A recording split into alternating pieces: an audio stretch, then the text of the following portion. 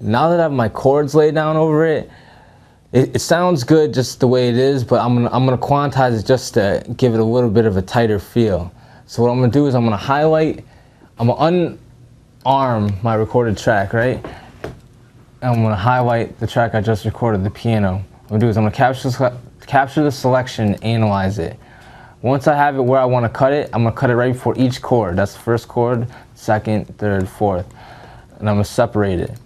Next thing I'm gonna do is I'm gonna conform it. Capture the selection again and conform it.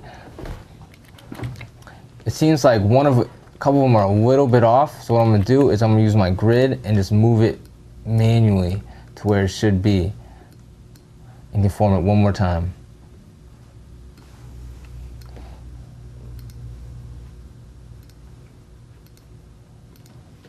So now when I play it, it should be on point.